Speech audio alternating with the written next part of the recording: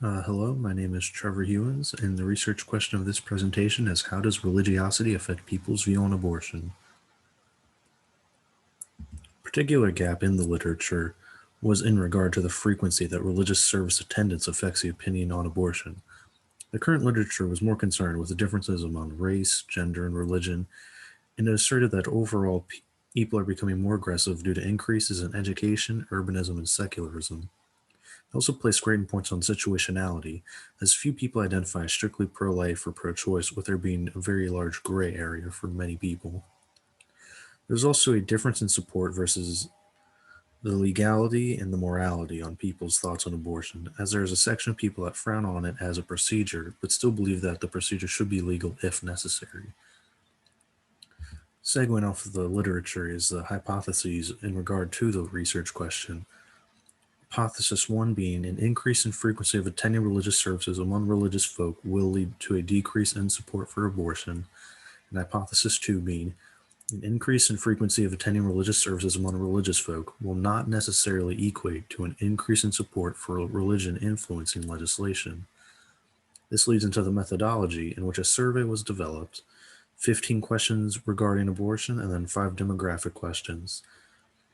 This survey was then distributed across various social media platforms to gauge many different people. It resulted in 110 total respondents, and these results were put into tables to then display the trends among demographics. Now, some certain common characteristics among those respondents was that a large majority were white middle aged women, which could display some bias and should be analyzed as such rather than emblematic of the general populace. Here is Table 1, How Religiosity Affects View on Legality of Abortion. And for this one, respondents were able to choose multiple responses, so the percentages did not always add up evenly to 100%. 29.4% of those that had been to a religious service within the week believed it should never be legal.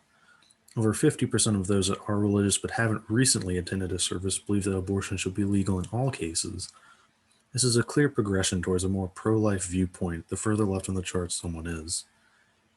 Now, being predominantly middle aged woman is reflected, with how 62 out of 110 believe that the procedure should be legal when the mother's life is threatened. Next is Table 2, How Religiosity Affects If Religion Should Influence Legislation. No more than 25.4% of any given section believe that religion should play a major factor. Even over 50% of those that attended within the week believe religion should not play a factor when it comes to influencing legislation. 75 out of 110 of the respondents believe that religion should not play a factor. So, overall, after analyzing the literature and trends in regards to the topic, then creating the survey to test the two hypotheses, both these tables assert the hypotheses. The more one attends a religious service, the more likely they are to hold pro life viewpoints. Yet this does not also assert that their religion should play a major role in influencing legislation. Despite the information that exists, public opinion of abortion is a topic that must be continued to be analyzed, as rapidly evolving technology, along with a changing social climate, will continue to lead to discourse on the topic as a whole. Thank you.